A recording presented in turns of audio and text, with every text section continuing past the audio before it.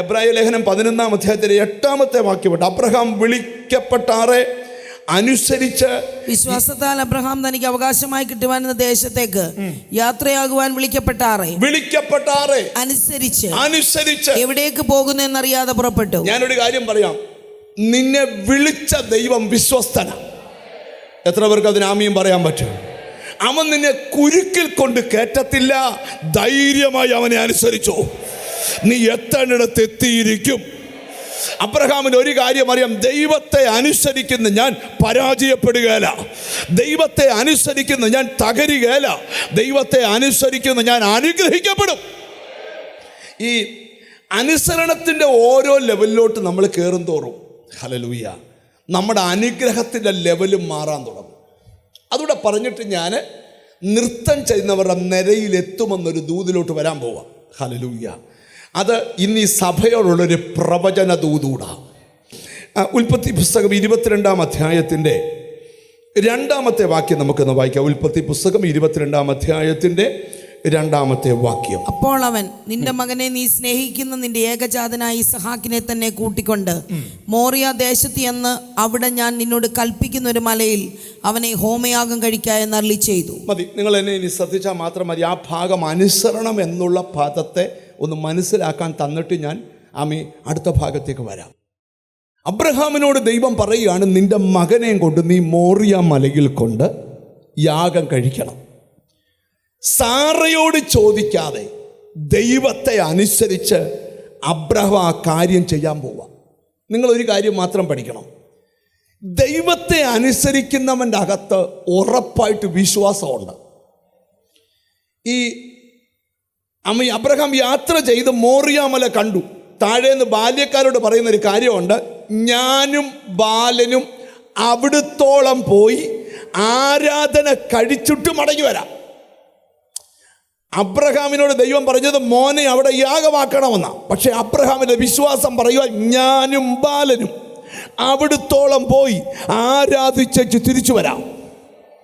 എന്നാൽ നിങ്ങൾ കേട്ടെ, ആ മല ഇറങ്ങി വരുമ്പോൾ ബൈബിൾ പറയാം, ദൈവം അബ്രഹാമിനോട് പറയുക, ഞാൻ നിന്നെ ഐശ്വര്യമായി അനുഗ്രഹിക്കും. അനുസരിക്കുന്നവനെ ദൈവത്തിന് അനുഗ്രഹിക്കാതിരിക്കാൻ പറ്റത്തില്ല. എത്ര പേർക്ക് ആമീൻ പറയാൻ പറ്റും?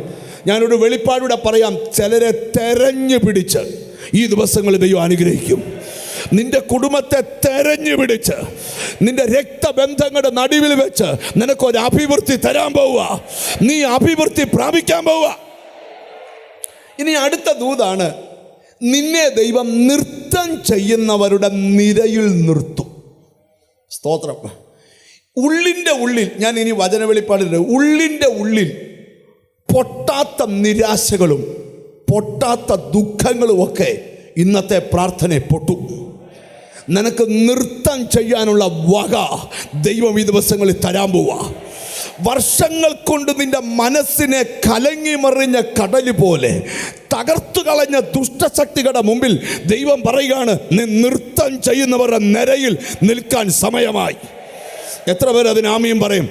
ഏതു വീട്ടിലിരുന്ന് കരഞ്ഞോ ആ വീട്ടിൽ നീ നൃത്തം ചെയ്യും. ഏതു സ്ഥലത്തിരുന്ന് വിലപിച്ചോ, ബൈബിളിലെ വാക്യം, നീ എൻ്റെ വിലാപത്തെ എനിക്ക്, ബാക്കി പറയോ, നീ എൻ്റെ വിലാപത്തെ എനിക്ക് നൃത്തമാക്കി തീർത്തു. ഇന്ന് ഈ ദൂത ആശീർവാദം പറയുന്നതിന് മുമ്പ് നീ ഒരിക്കലും പ്രതീക്ഷിക്കാത്ത ചില കാര്യം നിന്റെ ലൈഫിൽ യേശു ചെയ്യാൻ പോവാ. എത്ര പേർ വിശ്വസിക്കുന്നുണ്ട്? അതിനാധാരമായിട്ട് ഒരു വാക്യം വായിച്ചേച്ച് ബൈബിൾ അടച്ചിട്ടൊന്ന് പ്രസംഗിക്കാൻ പോവാം. ഹല്ലേലൂയ.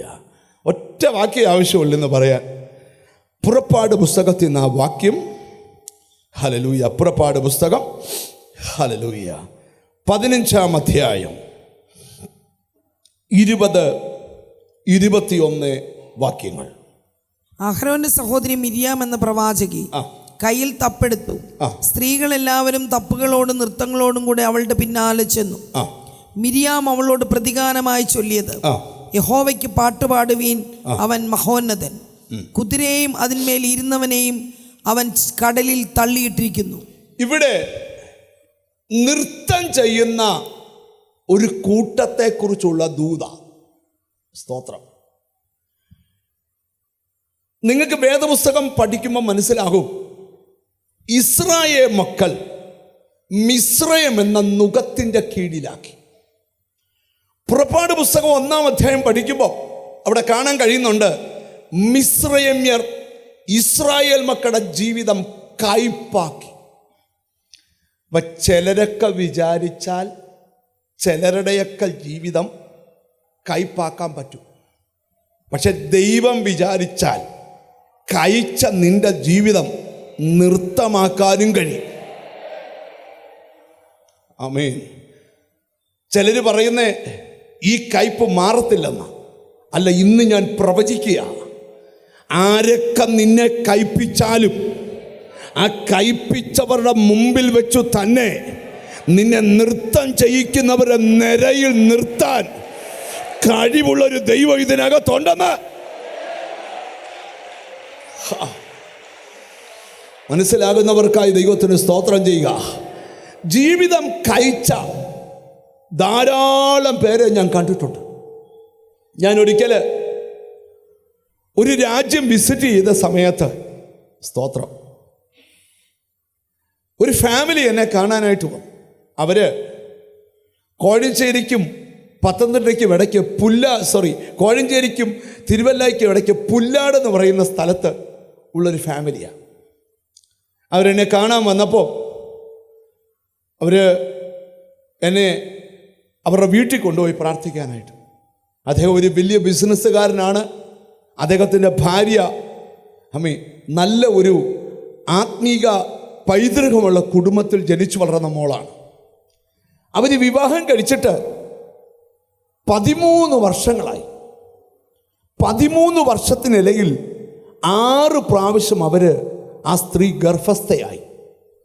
3-ാം മാസം കഴിയുമ്പോൾ കുഞ്ഞ് ഉള്ളിൽ മരിച്ച് പുറത്തു വരിക.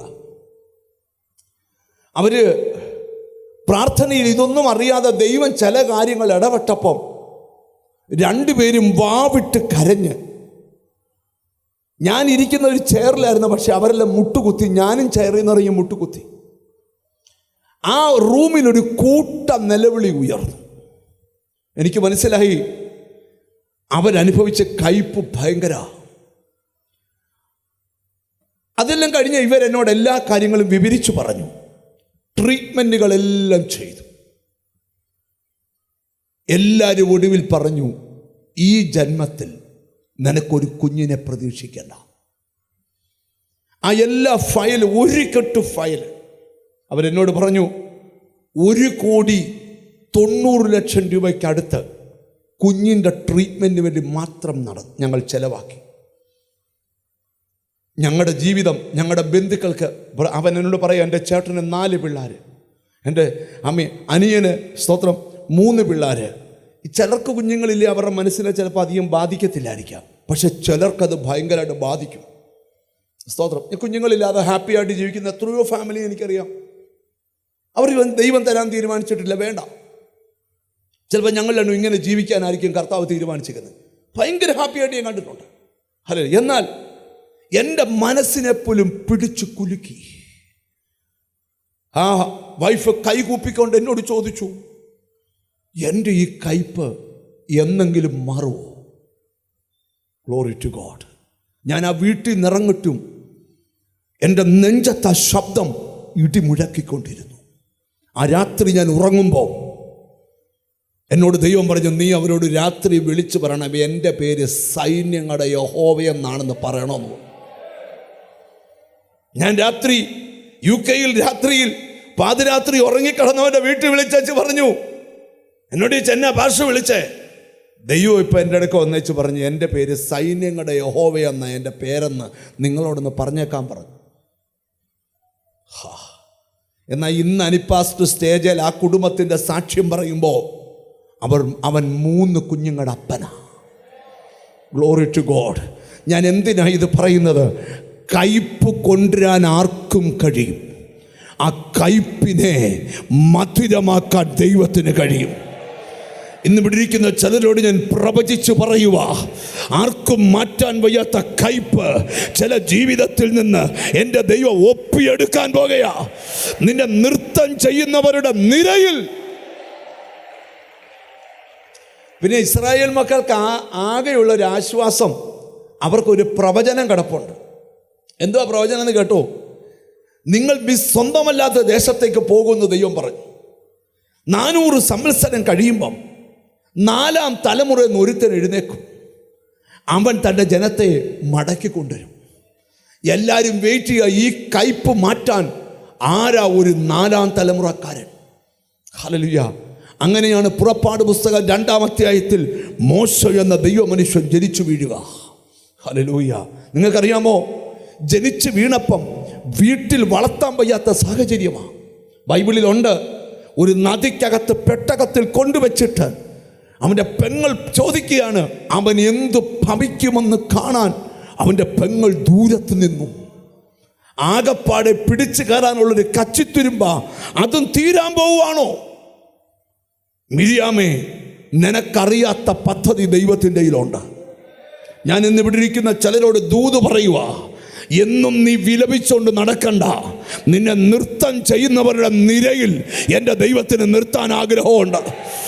അതിനുവേണ്ടി നിനക്ക് വിശ്വസിക്കാൻ പറ്റാത്ത ചില കാര്യം നിന്റെ ലൈഫിൽ ചെയ്യാൻ ദൈവത്തിന് ആഗ്രഹമുണ്ട്. കർത്താവ് ഇതിനകത്തൂടെ ഇറങ്ങി നടക്കുക.